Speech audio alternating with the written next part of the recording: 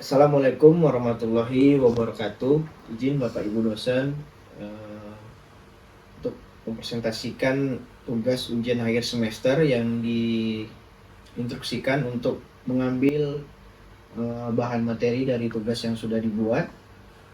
Tetapi Bapak Ibu dosen, saya izin untuk membuat materi baru dikarenakan saya merasa materi yang saya buat di tugas lalu ada sedikit banyak kesalahan sehingga saya membuat materinya dengan baru. Nah, dengan judul pola produksi dan manajemen proyek sesuai dengan arahan Bapak Ibu dosen. Yang pertama ada contents of pola produksi. Saya membaginya menjadi 5. Yang pertama ada pengertian, yang kedua jenis-jenis pola produksi sendiri, yang ketiga perbedaan pola produksi, yang keempat faktor yang mempengaruhi pola produksi, dan yang terakhir ada kesimpulan. Nah, pengertian pola produksi adalah cara atau metode yang digunakan untuk produsen untuk menghasilkan barang atau jasa dalam perekonomian. Pola produksi mencakup berbagai faktor seperti sumber daya alam, tenaga kerja, dan teknologi yang digunakan dalam proses produksi. Jenis-jenis pola produksi. Yang pertama ada pola produksi massal, produksi dalam jumlah besar dengan biaya rendah menggunakan mesin dan otomatisasi. Contohnya pabrik mobil, atau bisa juga pabrik produksi barang elektronik. Yang kedua, pola produksi fleksibel, produksi barang dengan variasi jenis dan ukuran, tetapi tetap efisien, cocok untuk produk yang permintaan yang berubah-ubah. Contoh produksi pakaian. Dan yang kedua, produk makanan ringan. Yang ketiga, pola produksi kontinu. Produksi barang dalam jumlah yang sangat besar dan terus-menerus tanpa henti biasanya digunakan dalam industri yang membutuhkan bahan baku yang kontinu juga. Contohnya pabrik petrokimia atau juga pabrik baja. Yang keempat, pola produksi job order.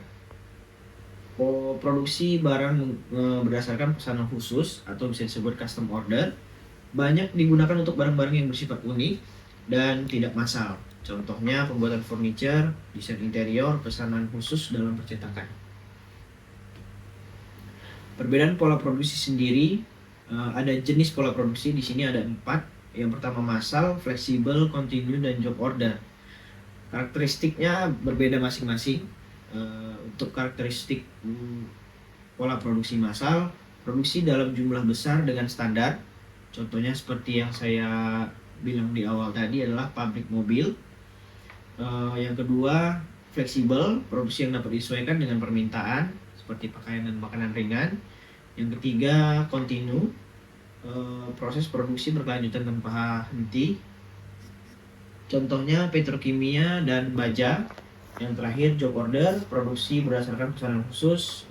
Contohnya furniture dan desain interior. Saya membuatnya dalam tabel sehingga memudahkan membedakan pola produksi keempat ini tersebut.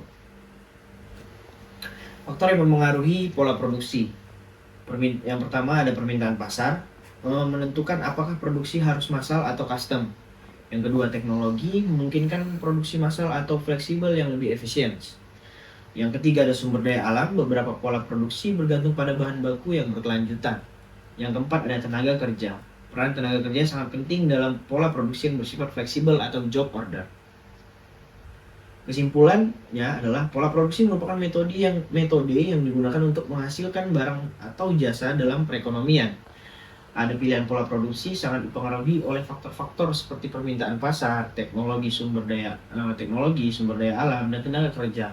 Setiap pola produksi, mulai dari produksi massal, fleksibel, kontinu, hingga job order memiliki karakteristik dan tujuan yang berbeda sesuai dengan kebutuhan produksi atau barang atau jasa.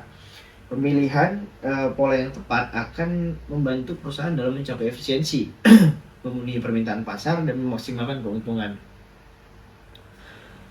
Ada manajemen proyek di sini yang kedua.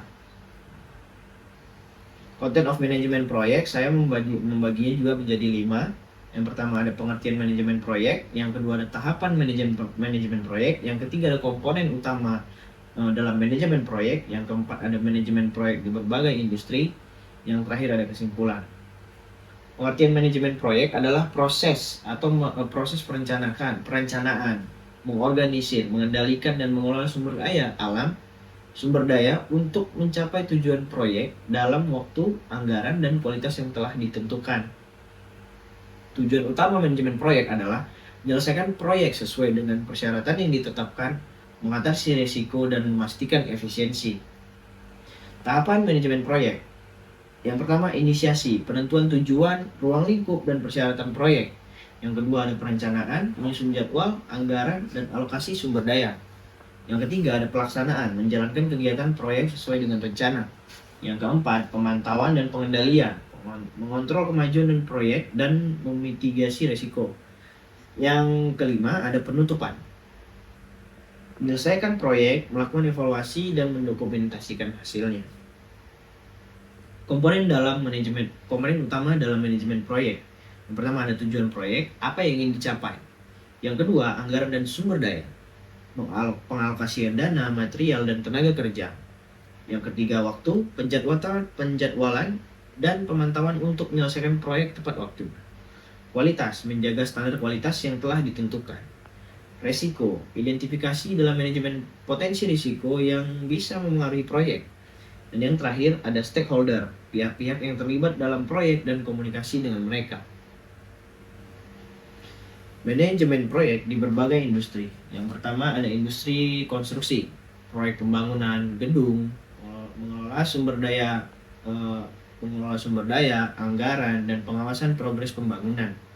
Industri teknologi, proyek pengembangan aplikasi, merencanakan, mengembangkan, menguji, dan merilis aplikasi perangkat lunak. Industri event, proyek organisasi acara, merencanakan, mengorganisir, dan mengelola acara seperti festival musik dan konferensi. Kesimpulannya adalah, manajemen proyek adalah proses yang penting untuk memastikan bahwa proyek dapat diselesaikan sesuai dengan tujuan, waktu, anggaran, dan standar kualitas yang telah ditetapkan. Dengan mengikuti tahapan yang sistematis, mulai dari inisiasi, perencanaan, pelaksanaan, pemantauan, hingga penutupan, semua proyek dapat dikelola dengan lebih efisien dan efektif.